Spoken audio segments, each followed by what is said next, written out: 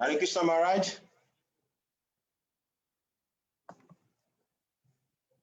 Hare Krishna Maharaj. Hare Krishna. Pranam Maharaj. You're welcome to Hare Krishna platform. Thank you. I'm very happy to receive you again. I'm happy to be here. Yes, Maharaj. So Maharaj, so please you can just continue with the lecture, Maharaj. Okay. I'll begin with some pranati. Om Ajnana-timirandasya Jnananjana Shalakaya Chakshurunmilitam Yena Tasmai Shri Gurave Namah. Shri Chaitanya Manobishtam Stapitam Yena Bhutale Swayam Rupakadamahyam Dadati Swapadantikam Vandeham Shri Guru Shri Yuttapadakamalam Shri Gurun Vaishnavangscha Shri Rupam Sagrajatam Sahagana Raghunatang Vitam Tam Sajivam Sadvaitam Savadutam Parijana Sahitam Krishna Chaitanya Devam Shri Radha Krishna Padan Sahagana Lalita Shri Vishakan Vitangscha Nama Om Vishnu Padaya Krishna Prestaya Bhutale Shrimate Bhakti Vedanta Swamin Iti Namine Namaste Saraswati Deve Gauravani Pracharine Nirvishesha Shunyavadi Paschatya Deshatarine Vancha Kalpatarubhyascha Kripa Sindhubhya Evacha Patitanam Pavanebhyo Vaishnavebhyo Namo Namah. He Krishna Karuna Sindhu Dinabandho Jagatpate Gopesha Gopika Kanta Radha Kanta Namostute Tapta Kanchana Gaurangi Radhe Vrindavaneshwari Rishabhanu Sute Devi Pranamami Hari Priye Jai Shri Krishna Chaitanya Prabhu Nityananda Shri Advaita Gadadhar Shivasadi Gaura Bhaktavinda Hare Krishna Krishna Krishna Hare Hare Hare Rama Rama Rama Hare Hare Om Namo Bhagavate Vasudevaya Om Namo Bhagavate Vasudevaya Om Namo Bhagavate Vasudevaya Narayanam Namaskritya Naram Chaiva Narottamam Deving Saraswating Vyasam Tato Jayamudiraye Nashtaprayeshvabhadreshu Nityam Bhagavata Sevaya Bhagavati Uttama Shloke Bhaktir Bhavati Naishtiki. Good morning, everyone. I'm happy to be with you again. West Africa Yatra, now especially in this month of Kartik. We can all celebrate Lord Damodar, but today we are celebrating in this verse the appearance of Srila Vyāsadeva. Sūta uvāca dvāpare samanuprāpte tṛtīye yuga-paryaye jātaḥ parāśarāt yogī vāsavyāṁ kalayā hareḥ. Sūta Gosvāmī said, when the second millennium overlapped the third, the great sage Vyāsadeva was born to Parāśara in the womb of Satyavatī, the daughter of Vasu. Purport. There is a chronological order of the 4 millennia namely Satya, Dvāpara, Treta, and Kali. But sometimes there is overlapping. During the regime of Vaivasvata Manu, there was an overlapping of the 28th round of the fourth millennium, of the 4 millennia. And the 3rd millennium appeared prior to the 2nd. In that particular millennium, Lord Sri Krishna also descends, and because of this, there was some particular alteration. The mother of the great sage was Satyavatī, the daughter of the Vasu, fisherman, and the father was the great Parāśara Muni. That is the history of Vyāsadeva's birth. Every millennium is divided into 3 periods, and each period is called a sandhya. Vyāsadeva appeared in the 3rd sandhya of that particular age. And so ends Srila Prabhupada's purport to this verse. Mukam karoti vachalam pangum langayate girim yat kripa tamaham vande Shri Gurung dinataranam. This is the beginning of Sūta Gosvāmī's answer to Shonaka Rishi's several questions, beginning at the beginning of this chapter. And we could say that this verse is one of several beginnings of the Bhagavatam. The Bhagavatam has a few beginnings. One of, we can say the whole first canto, of course, is a beginning, and it's a kind of a prelude leading up to another beginning of the Bhagavatam, which is in the first chapter of Canto 2, when Shukadeva Goswami begins to speak, replying to Maharaj Parikshit. In Canto 1, particularly beginning here with the mention of Srila Vyāsadeva's appearance, we're getting the story of how Maharaj Parikshit will meet Shukadeva Goswami. This, of course, comes at the end of Canto 1, but what we're getting prior to this is a lot of background, and much of this background, we can say, is linking the Bhagavatam to the Mahabharata.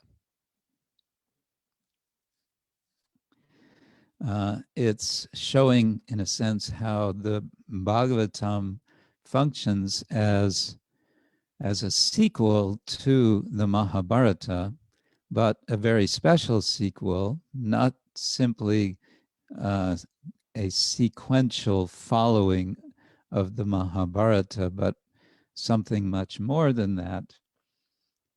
And in particular, this story of, or this account of how Srila Vyāsadeva feels dissatisfaction at his compilation of the Mahabharata, and then his meeting of Narada, leading to Vyāsadeva entering into meditation, in which basically he has a vision of the Bhagavatam. So all of that is beginning with today's verse, which is describing, referring to the birth of Vyasa, which is a very unusual birth in several respects. One of which is the time situation described here as being an overlap of dvāpare and Treta Yuga. What exactly that means, I may not be able to explain. What occurred to me as just a possible kind of analogy, how we might understand, is the notion of planetary retrograde. Sometimes it happens that the planet Mercury, and I believe also Venus, can appear from planet Earth to be going backwards.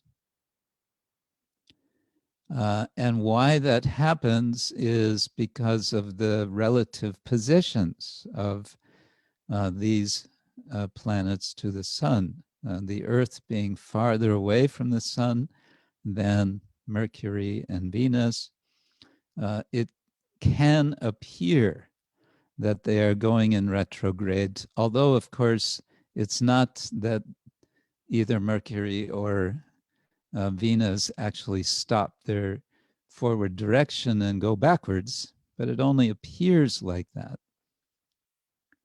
So this may be a crude analogy for what Srila Prabhupada is explaining here as a switching or an overlapping of the two yugas, which he is saying are going in progression. That is to say, there's a sequential movement from one to the next, but something special happens in this case, and Prabhupada further explains why this is happening is because Lord Krishna appears. It is a very special time. A sort of footnote that may be of interest regarding the yugas. We know the four names, Satya, Treta, Dvāpara, and Kali. And the name Satya is slightly unusual, at least in the Mahabharata, to my knowledge. Generally, the term Krita Yuga is used. And it turns out that these four names, Krita, Treta, Dvāpara, and Kali, are also the four names of the four sides of the Indian traditional type of dice. In the dice game, there was not the six-sided dice that, I don't know in Africa, but in the West, one would be familiar with, but rather four sides, oblong shape, and then the numbers are simply 1 through 4. With number 4 being called in Sanskrit, in this context, Krita, number 3, Treta, number 2, or the 2 count, Dvāpara, and Kali, the count of 1. So there's a sense of, there's a sort of association of the idea of a reduction in value that's there with with gambling, with dice, and the reduction in quality of the 4 yugas. Well, that's just a footnote. The main concern of us today is Srila Vyāsadeva. And I thought we could discuss some features of we may say, the career of Vyāsadeva, beginning with his very unusual birth, described here briefly. As you may know, the story is that Parāśara Muni came to be ferried across, I believe it's the Yamuna River, and it was this young woman, Satyavatī, who is the boat woman, we may say. And on the way across, Parāśara, we may say, propositions her and says, you will give birth to a great sage, and I will make all arrangements, and you will have nothing to worry about. Your virginity will be restored. Your reputation will not be damaged, because there will be, according to one version, he arranges for a fog to appear as they unite on this island, from which then Vyasa immediately appears and almost immediately disappears after informing his mother that if you simply call me, I will come. You can call for me if there is some need, and I will hear you and I will come. And that's all that he has to say to his mother, Satyavatī, and then he disappears. Now it's mentioned here in the purport that the father of Satyavatī is Vasu, and this refers to him as the fisherman. That may be one version. Another version is that Vasu was a king who had his daughter put into hiding in this fisher village because he was afraid for the demonic influences that were coming. In any case, well, and from that is this different understanding, namely that Satyavatī is no ordinary girl. She was a princess who was put into this position.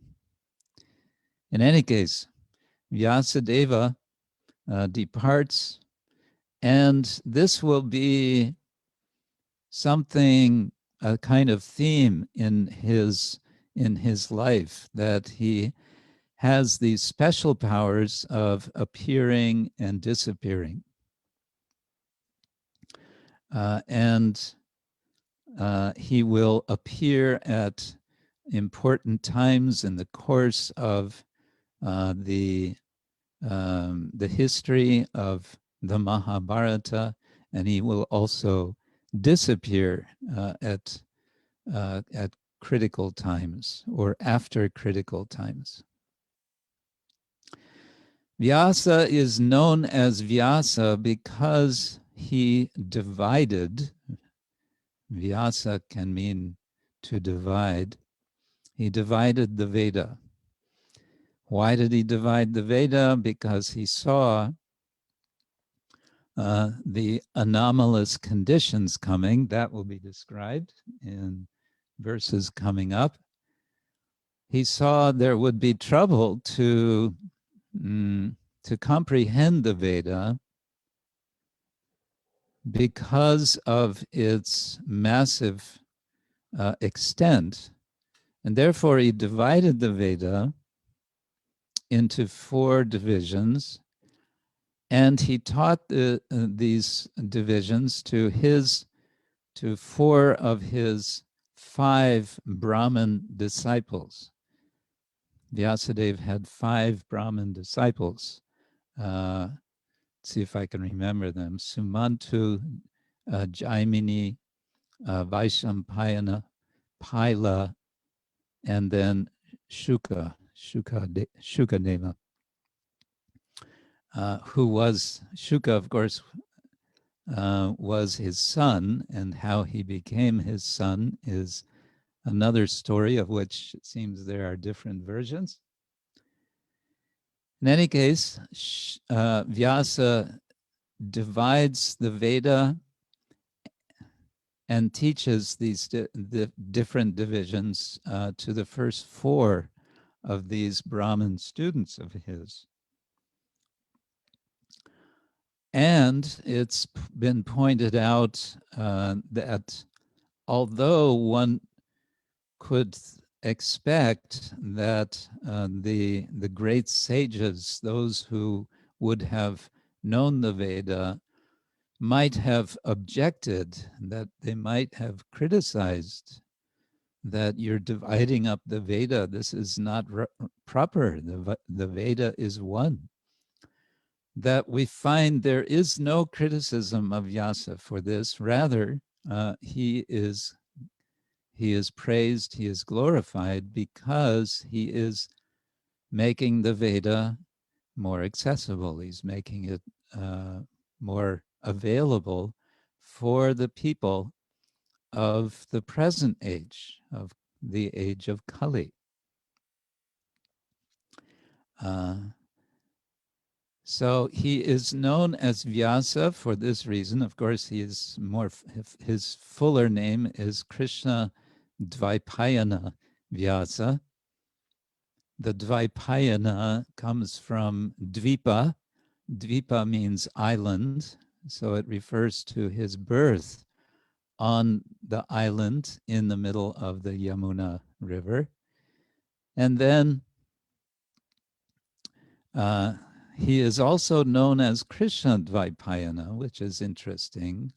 It's a kind of association or connection of Vyasa with Bhagavan Sri Krishna, who of course has a very crucial role in Vyasa's fifth work, if we like, what comes to be known, or which is referred to in the Mahabharata as the fifth Veda. This is then the other point upon which Vyasa's fame, as literary fame, is resting, namely his compilation. Instead of, it's kind of the opposite. He was dividing the four Vedas and he was compiling or composing the Mahabharata. He was composing the Mahabharata, and he is involved in very important ways in the Mahabharata as grandfather of both the Pandavas and the Kauravas. He is involved also as an important priest. He is involved as guru for the Kauravas and the Pandavas, and in general as an advisor for several important figures in the Mahabharata. So Vyasa has this quite paradoxical identity. He is the composer of the Mahabharata, and he is an actor in the Mahabharata, one who is sometimes predicting what is going to happen within the story of the Mahabharata. So what I'd like to do now for a few minutes is I'm drawing on some information that was put together by one scholar about specifically about Srila Vyāsadeva. So I'm taking help from this scholar, Bruce Sullivan, who analyzes 4 different roles that Srila Vyāsadeva takes with respect to specifically the Mahabharata. This scholar is not speaking about the Bhagavatam, and one reason I'm bringing all of this up is because it helps us, I think, appreciate just what is happening when Srila Vyāsadeva, so to speak, complains or laments, and then Narada comes and gives him guidance to then compile the Bhagavatam. This gives us a richer appreciation of the background that Vyasa is prior to his speaking the Srimad-Bhagavatam.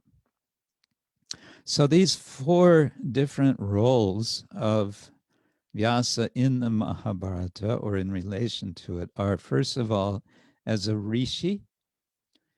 The word rishi is often translated in English as seer. So the Vedic rishis were seeing the hymns of the Veda, means that they would have a vision of what was already existing. The Vedas understood to be without author, and then they would speak, or they would sing the hymn, and that was a mediation of the rishis. So Vyasa is the rishi of the Mahabharata, of the fifth Veda. And of course, as we mentioned, he's also regarded as rishi with respect to his dividing of the Veda. We may come back to the different roles, but I'll go through the four quickly first. The second role that Vyasa plays is as a priest. He becomes the lead priest, the head priest, in the Rajasuya sacrifice of Yudhishthira, and he's also the head priest of the Ashvameda's sacrifice, which comes after the great war of Kurukshetra. The third aspect, role of Vyasa, is that he is a yogi, he is a tapasvi, he is an ascetic. And as an ascetic, he develops these special powers, one of which is, I mentioned before, his power to disappear and to appear. But he has other powers as well, and we may look at some of these.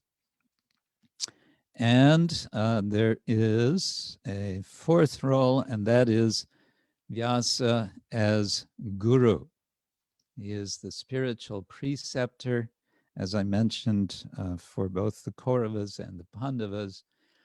As such, with regard to the Kauravas, he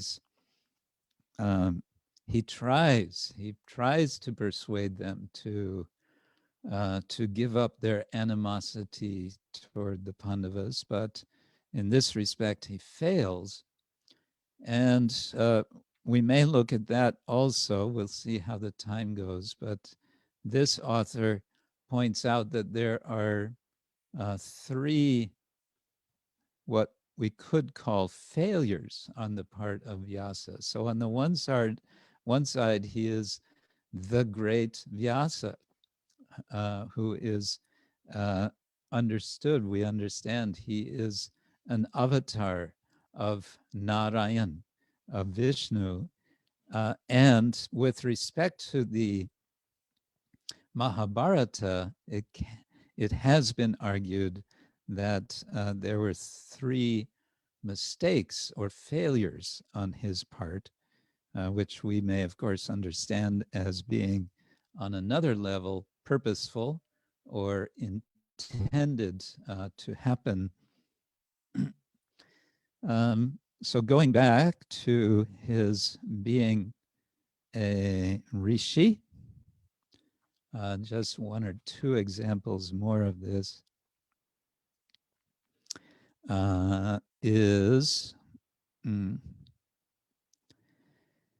that he is recognized in the Mahabharata as being divya chakshu. He has divine sight, and with this sight he could see things happening which were outside of the purview of everyone involved in the action of the Bharata dynasty.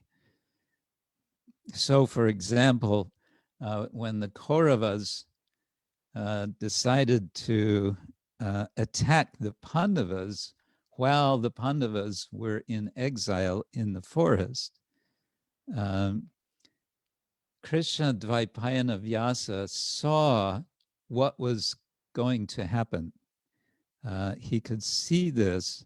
He was not present. He wasn't there in the court of the Kauravas, but he knew that something was going to happen.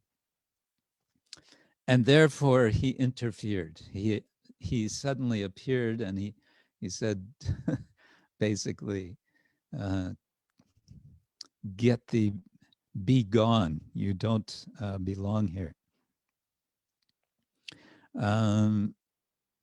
Another example of his divine sight is that at the end of the war, Vyasa could see into the mind of Gandhari.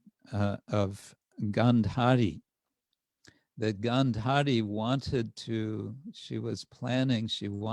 curse the Pandavas for killing her sons. So Vyasa appeared before Gandhari and persuaded her not to curse them. There's no point, there's no value in cursing them. Your sons are not going to come back as a result of such a curse, and it will simply cause more trouble in the future if you curse them. I mentioned the second role that Vyasa acted as priest for the Pandavas. He was the chief priest, which means that he was in the position of the Brahman. The Brahman priest, there's the Hotri, the Brahman, the Advaryu, and there's one other, Atarvana, and he took the position of the Brahman priest in the Rajasuya, which means it's the Brahman priest who is overseeing the entire, all of the rituals, and he is monitoring to make sure everything is done properly. The Brahman is silent throughout the ritual, except if something goes wrong. If a mantra is spoken wrong, or is excluded, or something is done not correctly, then he will interfere and he will make the correction. And what that means is he has to know better than anyone else. He has to know all the Veda and be very alert to catch any mistake that's made, because if a mistake is made, it can be a disaster. As it turns out, the Rajasuya did have a disastrous result. And well, this is a little bit jumping to this point of mistakes, but it's been explained that the dicing game that takes place between Maharaj Yudhishthira and Duryodhana, or rather Shakuni, is actually part of the ritual program, the ritual process of the Rajasuya. Yudhishthira was obliged, in order to complete the ritual, he had to do this game. He had to participate in this game. And as we know, the game got out of hand, and that's because of the cheating of Shakuni and so on. And Vyasa is, at this point, seemingly unable to interfere. The in the Rajasuya, the person who sponsors the yagya, the ritual, the king, is supposed to win. But in this case, he doesn't win, he loses. And Vyasa seems to be unable to reverse this. He's also, Vyasa is also, as I mentioned, the chief priest of the Ashvamedha, which comes at the end of the war. And this was again sponsored by Yudhishthir. Now Yudhishthir is feeling great remorse, great guilt, and feeling the burden of great sin for responsibility of the death of so many warriors in this fight. And in order to rebalance, in order to be able to rule, he feels it is necessary to perform this Ashvamedha. An interesting detail in this regard is that Vyasa advises Yudhishthir to triple the dakshina, the payment to the priests, so that the merit from the sacrifice will be tripled, and by this he will become thoroughly freed from the sin of the killing of his kinsman. It's also Vyasa, incidentally, prior to the beginning of the Ashvamedha, who informs Yudhishthir where to find the wealth in order to pay for this Ashvamedha, because initially Yudhishthir says, I can't really do this because my treasury is empty. We just fought a war and I spent all my money. And Vyasa says, no problem. This is where you can find gold, namely at one Maruta's sacrifice, which had happened long before in the Himalayas. And that's when Arjuna is sent, and this is coming back. Arjuna becomes known as Dhananjaya, the winner of wealth. Okay, now the third role of Vyasa as yogi or tapasvi is quite interesting. First aspect or result of his austerity is his power of knowing past, present, and future. And this is sort of tied together with his powers of appearing and disappearing.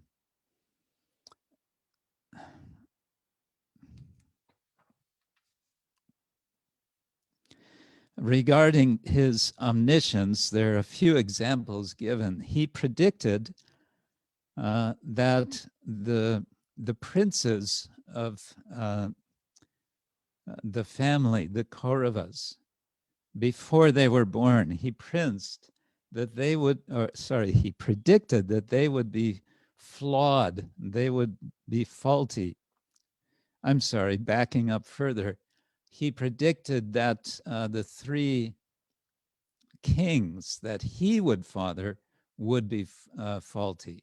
As we know, Vyasa is called eventually by his mother, Satyavatī, in order to father sons to replace his half-brother Vichitravirya, who had died apparently of, what is the condition? A lung condition. Word is not coming to my mind. Tuberculosis, yes. Apparently he dies of tuberculosis soon after his marriage.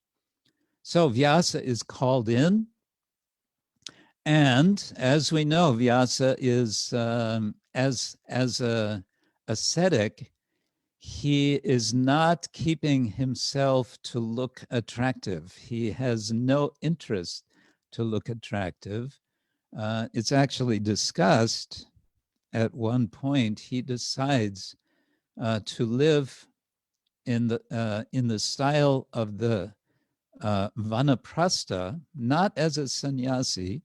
Shuka, his son, will be a sannyasi, but Vyasa will be a vanaprastha, which is to say he will still have some connection with society, with the world, and therefore he will not shave his head. Apparently, Vyasa had very long dreadlocks that were red in color, and probably also a long beard. And so he was, his appearance was rather frightening.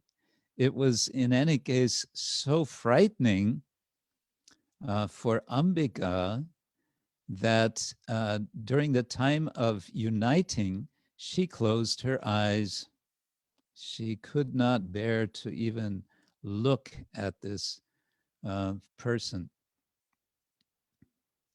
And because of her closing her eyes, but also it said because Vyasa felt some anger toward her for that, and to the whole situation, he said, the child who is born will be born blind.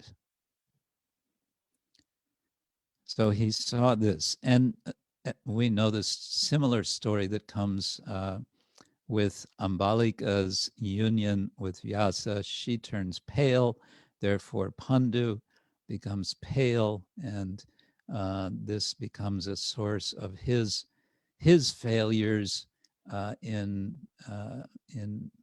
the position of king. And of course, Vidura is born of a servant woman, because Ambalika absolutely will have nothing to do with Vyasa a second time. And so they send in a substitute, a servant young woman. And the child born is Vidura. And ironically, Vidura, who is of course none other than Dharma himself, is the wisest of the three.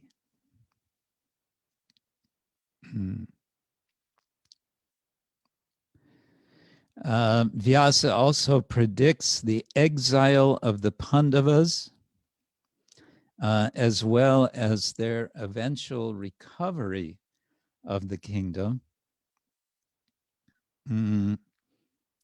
He could see, Vyasa could see the thoughts of Yudhishthira and also of Dhritarashtra and Sanjaya. And he predicted the outcome of the war between the Pandavas and the Kauravas, and he predicted the survival of Sanjaya. He also revealed who is Draupadi, because as she was won by Arjuna, and this led to this awkward situation with Kunti saying, whatever it is you have won, you must share equally, meaning now Draupadi will have 5 husbands. It's Vyasa who says, that's fine. This is actually realizing a desire of Draupadi from her previous life when she was worshiping Lord Shiva, and requesting from him a husband 5 times. Well, all in all, we can say that the Mahabharata is a kind of revelation of the knowledge of Vyāsadeva, But again, then we see with the Bhagavatam that he is not satisfied. He is not happy. And we may say one reason he is not happy is the three sorts of failure for which he may be considered in some sense responsible in the Mahabharata. And let's see if I can find this portion. Maybe not. In any case, one of these failures, here we go. Yes, the first failure is his fathering of flawed princes. The whole situation in the Mahabharata is a concern for dynastic continuity. The problem that comes again and again in the Mahabharata is the continuity of the dynasty.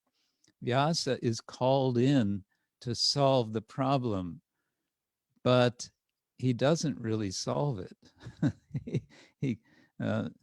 he fathers Dhritarashtra and Pandu and Vidura, none of whom are really solving this problem because of what their conditions lead to with regard to the conflict, the sons of Dhritarashtra, the sons of Pandu coming into conflict, because they actually both have reasonable arguments why they should be taking the position of ruling the kingdom. There's complexity involved. The second failure, so to say, of Vyasa is, as I mentioned, the ritual of the Rajasuya, which includes the dicing game. And we know what happens with the dicing game. Of course, the first phase of the dicing game, in which Yudhishthir loses everything, is then reversed by Dhritarashtra when he sees how everything has gone, and but then the reversal is again reversed by one more match of the dice, in which again Yudhishthir loses, requiring him and his brothers to enter the forest for 12 years plus 1 year incognito. And the third failure, so-called failure, is Vyasa's attempts to arrange a truce, or to arrange an agreement between the Kauravas and the Pandavas. He tries diplomatically to bring some understanding. As we know, Krishna even comes to the court of the Kauravas. He even, Krishna reveals a universal form, which is kind of the opposite of the universal form he shows Arjuna. The form that he shows Arjuna, which of course comes later, he is consuming the entire cosmos into his mouths. The universal form he shows Dhritarashtra and Dronacharya prior to the war, he is manifesting the universe from his mouth. So he's showing both, but Dronacharya dismisses this show as simply some magic, and the effort of Vyasa to mitigate between the two parties ultimately fails, and therefore the war takes place. as we know, as we understand, the war takes place because actually Krishna wants it to take place.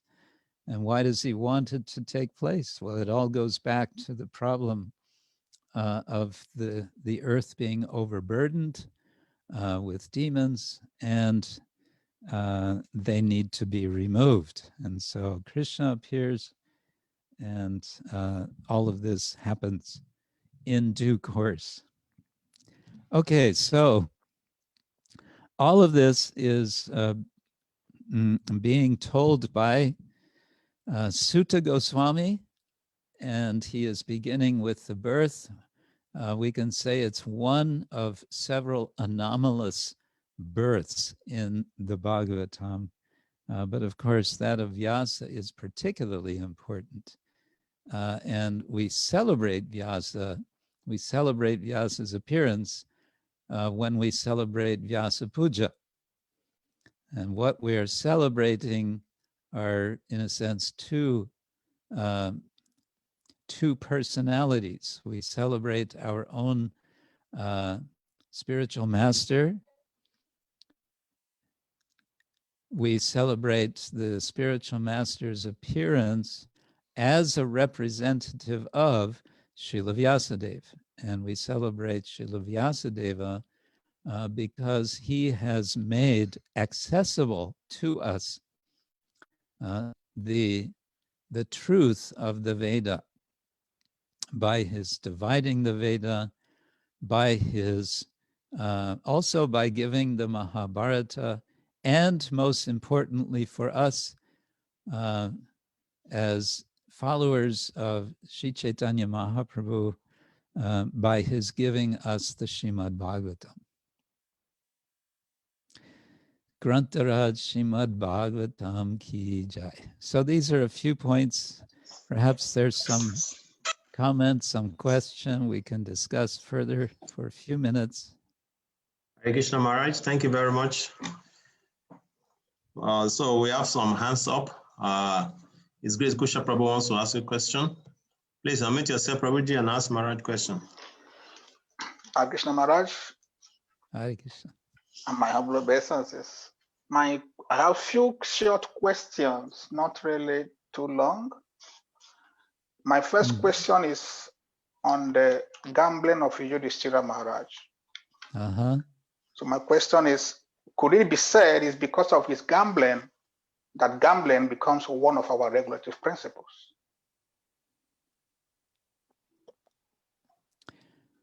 I don't know if that connection is explicitly made,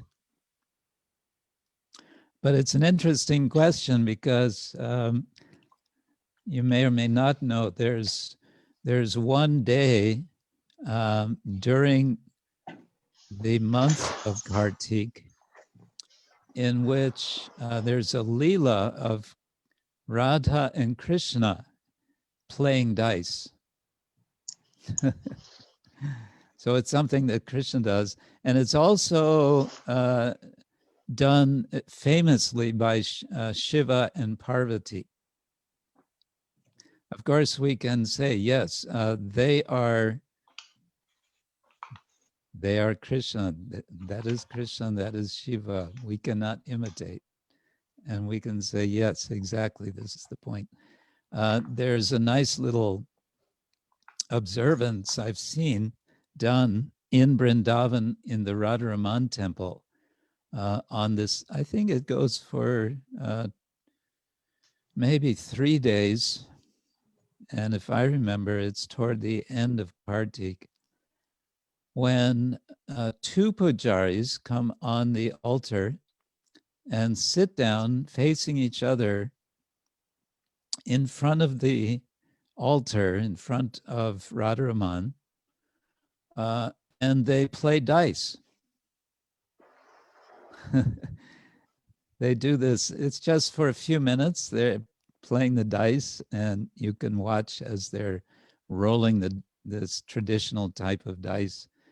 And in this way, they're like representing Radha and Krishna. And as I mentioned, it's also part of the Rajasuya, so it would be an aspect. It would be something that kings do, apparently, something the Kshatriyas do. So this may help us also understand that it's not for us, in that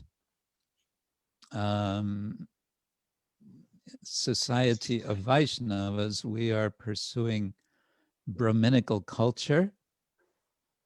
And so we follow regulative principles which are basic to that culture.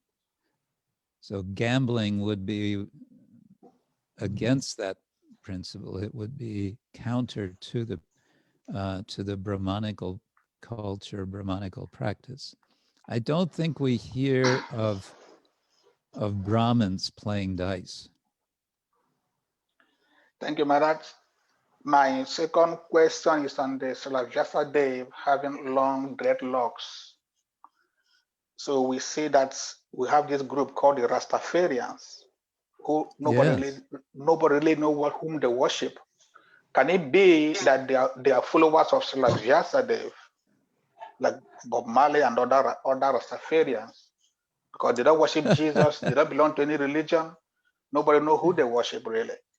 Now mentioning that Vyāsadeva have long dreadlock, it's like Rastafaria. Is there some hidden secret that he may be the one that Rastafarians worships? Well, I don't want to say no, but I don't want to say yes either.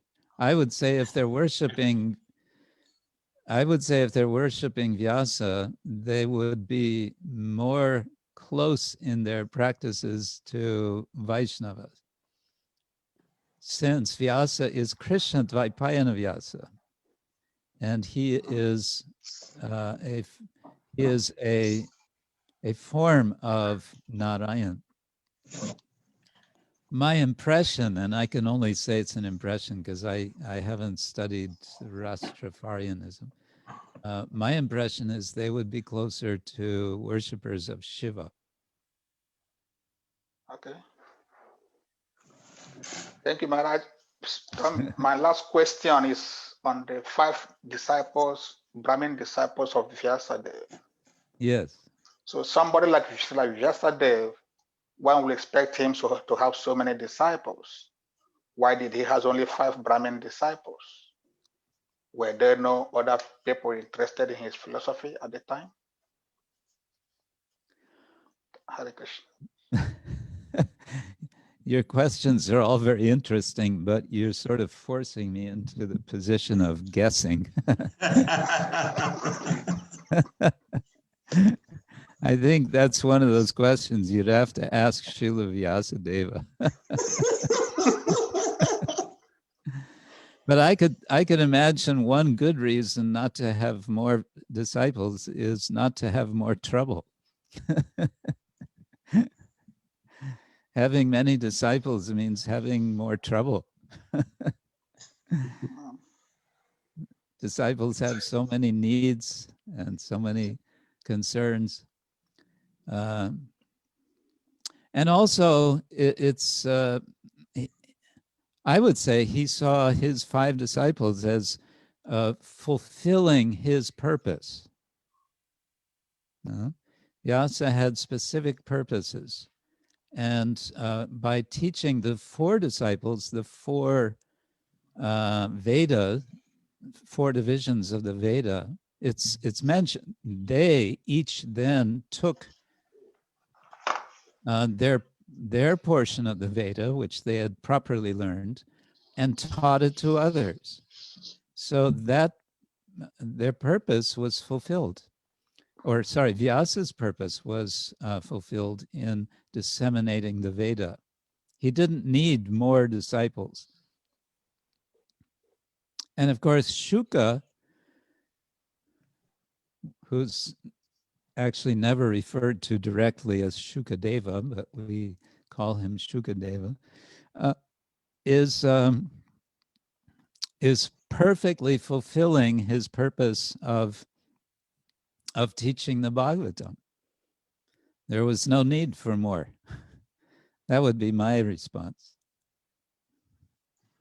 So, Hare Krishna Maharaj, we have another devotee want to ask you a question. It's Yes. please. Please Okay. unmute yourself and ask Maharaj question. Hare Krishna, Hare Krishna Maharaj. Hare Krishna.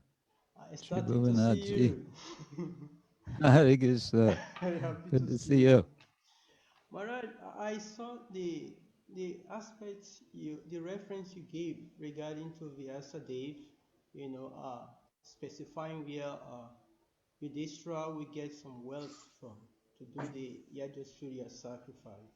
Before that specified place in Himalaya, he was first of all, trying to console Yudhishthira by saying that every sinful act can be nullified by three arts: the art of sacrifice, the art of austerity, and the art of charity. Mm. So, in practical application, what do we learn from this? This one is one aspect. And the second aspect, if we look at the stories of Mahabharata, we see that Vyāsadeva, his hands in both the Pandavas and the Kauravas. In one sense, he fathered the both parties. But why it was not possible for him to restrain that tragedy? Mm. These are all. Thank you, Maharaj. Yeah, let's think about that. Your second question first. Why was he unable to restrain? It's mentioned that he predicted in advance, that he saw what was going to happen. So although Vyasa is understood to be, of course, he was the father of both sides, not only that, he was or is an avatar of Narayan, so you'd think he has the power. However, we may understand it differently. He was empowered in a very specific way. He was empowered as the rishi of the fifth Veda, which needed to go in a certain way, namely a very horrible way, for all of the purposes of Krishna to be fulfilled. Kalosmi lokakshayakrit pravidho. I am time, the destroyer of the worlds, Krishna tells Arjuna. So for that purpose, and of course, Krishna also tells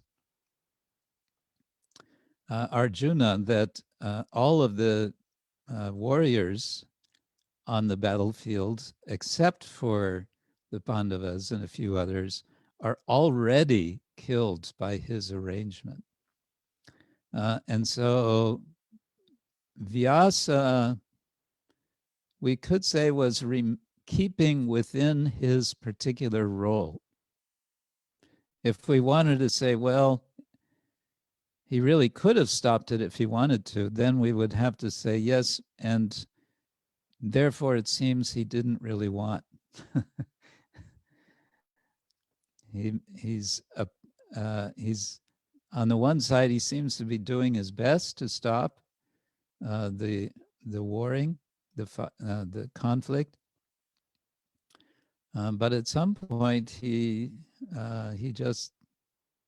stops that attempt.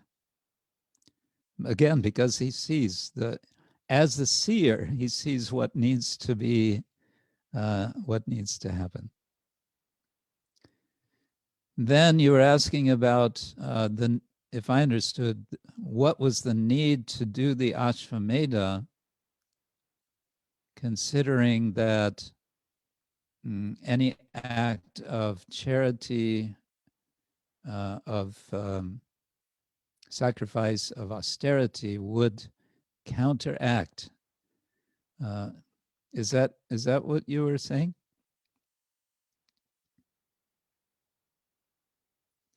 Oops, I don't hear you. We'll have to turn on your microphone. But unmute yourself. Okay, yeah.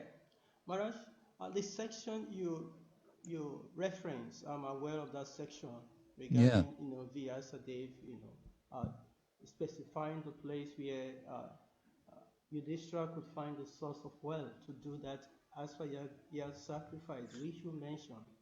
Yeah. Before that, he said every act of sacrifice can be countered by three principles.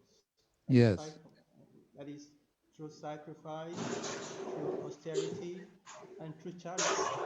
And Vyāsadeva was, giving some references to this particular personality who had nullified their sinful activity through this principle. But when he was giving this principle to Yudhishthira was just like you said, I have lost everything, and there is no wealth. He now mentioned that you can get your wealth on top of this mountain. Instantly, Yudhishthira wants to hear, how do I get there? So the principle here, these principles of sacrifice which Vyāsadeva mentioned, what is the practical application in terms of trying to reach out to people, public, etc.? Okay. My understanding would be that Vyasa is, one of his functions was to be a priest. And in this case, the magnitude of what had taken place, this terrible battle, was so great that even if not really necessary for Yudhishthira, there was a sense of need for, you can say, the country as a whole, that something on a big scale needs to be done. And Ashvamedha we understand it was quite a major undertaking. So, and we can say also Yudhishthira as Dharma personified, as Krishna's pure devotee, he didn't need any purification. But for the sake of,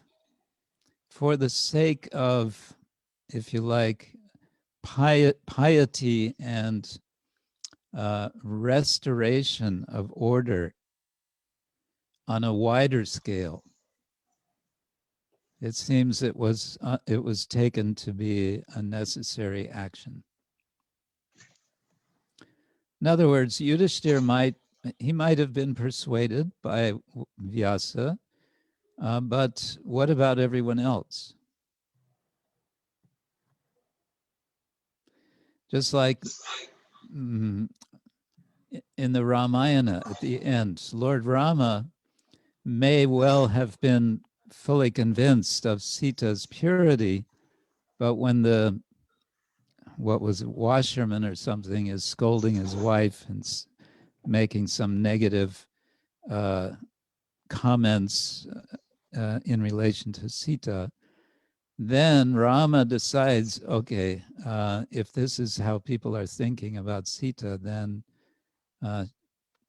she needs to go. She cannot stay in the palace.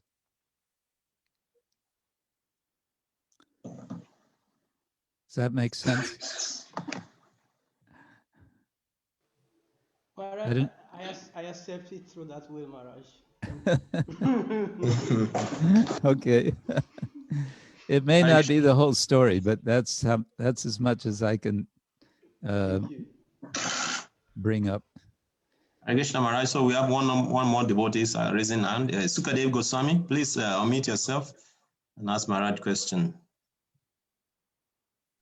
Hare Krishna Maharaj. Hare Krishna. My prostrated obeisances. Haribol. Yeah, Maharaj. I have two questions actually. My first question is regarding to Sri Vyāsadeva and the conception of Pandu and Dhritarashtra and Yudhishthira with their mothers. It is said that when a man and a woman come together for the conception of a child, both parties have to be willing and both parties have to be in agreement for an auspicious soul to be able to come forward. But in the case of Vyāsadeva, you know, the ladies Ambika and Amba, are they to be blamed for being fearful of Vyāsadeva? Because he came into the room in a situation whereby they were very, he didn't come in a situation whereby he looks presentable to them. He came in a tattered situation, dirty and the locks and everything. So it is natural for any woman of a certain caliber, especially of the aristocratic caliber, to become fearful and to become a bit taken aback, you know. And I totally agree.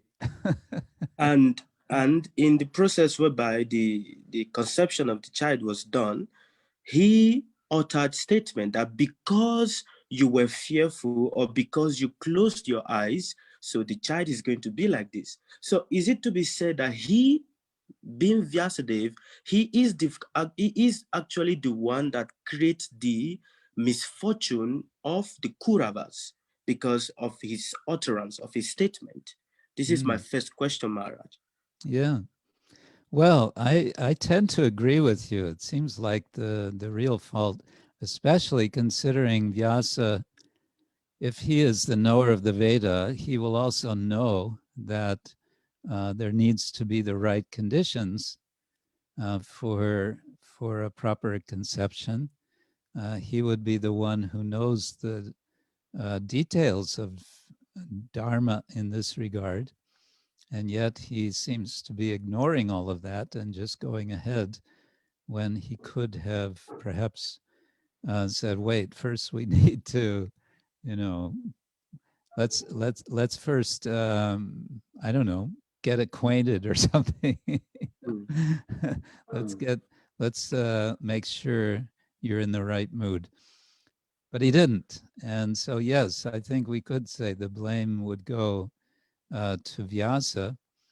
What would Vyasa say if we put Vyasa into the courtroom and started making these accusations? What would he say? He might say, hey, I was just doing my duty. I was called by my mother. She said, you know, here's what you need to do. So I did. I'm following my mother.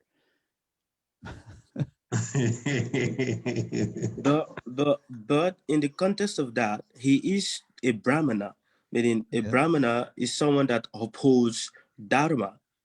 Yeah. So if he's just following his duty and he's neglecting the fact of Dharma, neglecting the fact of etiquette and morals of how one is supposed to relate, means he didn't follow his duty properly. I think you would make a very good lawyer.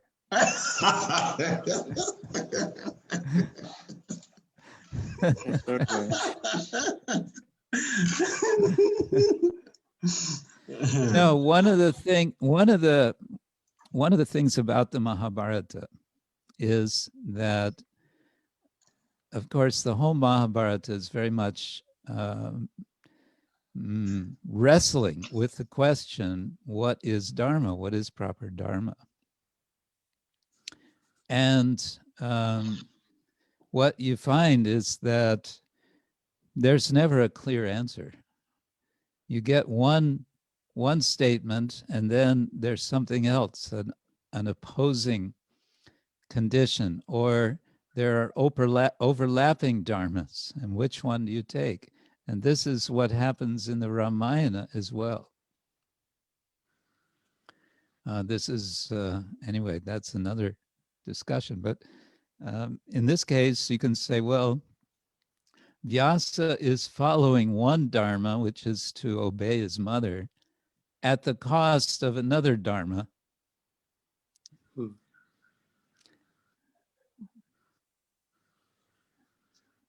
And so you can say the purport is that there's something inadequate about Dharma in general. And that's really what the Bhagavatam is saying. Vyasa is going to say, you know, I compiled this Mahabharata, but it's not really, it misses the point.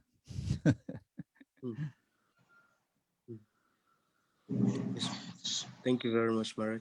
My second question is in regards to his children. Should we say, can it be said that Srila Vyasadeva led a successful family life? Can it be said like that? Because all his children in his presence, all his children, his generation, they all died. And yeah. So can we say that he actually lived a successful family life? He actually lived a successful Grihastha life? Well, first of all, it's pointed out by this scholar that I was referring to, that Vyasa was actually not a Grihastha. He was a vanaprastha without a wife. Now you may say, wait a minute, what about Shukadeva? Well, there's different versions. And what he refers to in this book about Shuka is that Shuka was the result of a union with an apsara, which is, anyway, that he appeared immediately after that union. And again, Vyasa had otherwise nothing to do with the mother of Shuka. Similarly, he had nothing to do with the mothers of the three, Dhritarashtra, Pandu, and Vidura, other than conceiving the children. So he's understood to have been not a grihastha. So to ask, was he a successful grihastha? I think we'd have to say no, nor was he trying to be a successful grihastha. All right. Thank you very much, Brian. Thank you. Hare Krishna. Do you have any other devotees who want to clear their doubts or want to ask Maharaj questions? Sadhi Prabhu, please, you can unmute yourself and ask Maharaj question. Hare Krishna Maharaj. Hare Krishna. Thank you very much, Maharaj, for being on our platform.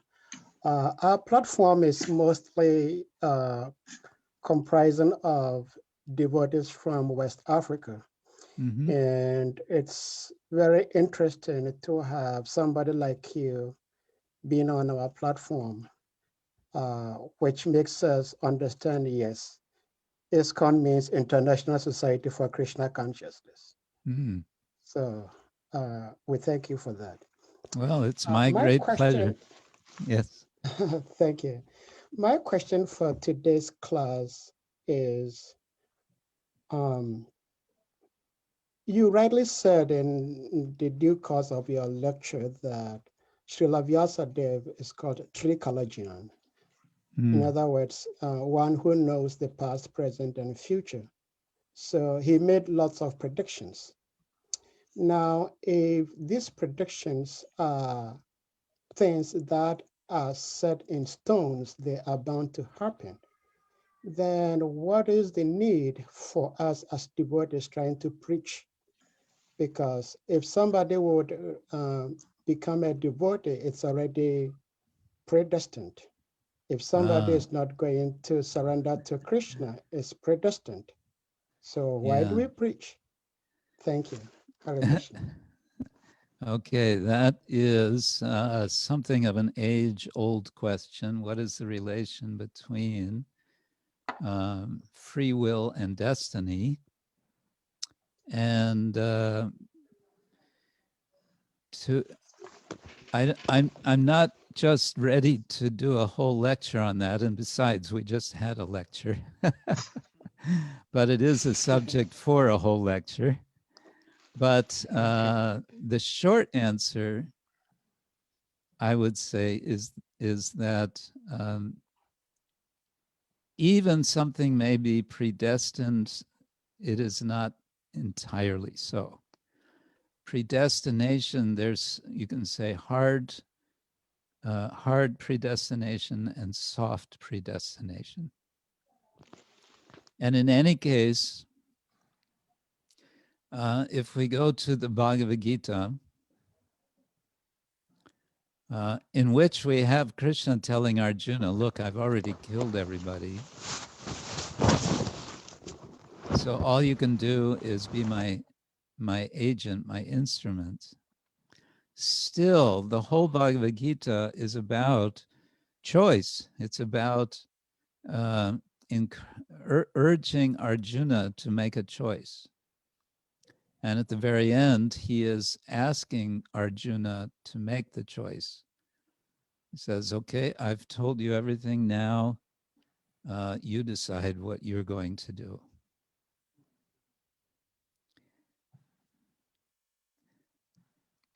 And as I remember, it's perhaps Vishwanath Chakravarti Thakur sort of adds that Krishna is saying, if you need it, if you need to, I can speak the entire Bhagavad Gita again for you. If you haven't decided what to do, I'll speak the whole thing again for you to help you understand. So there's two things. There's daiva, and there's what's called purushakara. Purushakara means agency.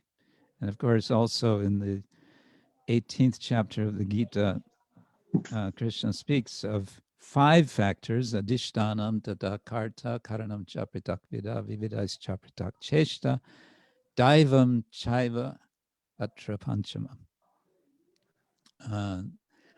The last of 5 is daiva. The first is the doer, karta, and the instruments of action, and then there's cheshta, the effort, and the circumstance, the place. So it's not so simple. And we certainly, let's put it this way, this would be a very, very poor excuse for a devotee to not preach.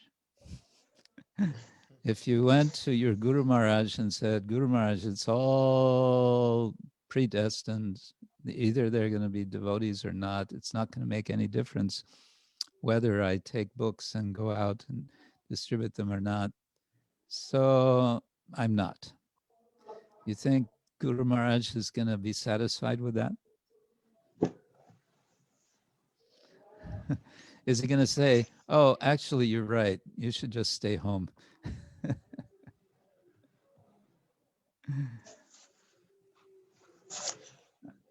I don't think so. No, Maharaj. Okay, so I think we can end here. Thank you all so much for your kind participation. I wish you a wonderful, wonderful day and a wonderful week and a wonderful Kartik month. Thank you very much, Maharaj. So we want our devotees to please submit yourself. Let us chant Hare Krishna Maharaj and say one Vaishnava Pranam. Hare Krishna, Hare Krishna, Krishna Krishna, Hare Hare, Hare Rama, Rama Rama, Hare Hare. Vancha kalpatarubhyasya kripa sindhubhyevo cha patitanam pavanebhyo vaishnavebhyo namo namaha. Vaishnavebhyo namo namaha. Gaur Premanande. Hare Krishna. Srila Prabhupada ki jai. Hare Krishna. Thank you.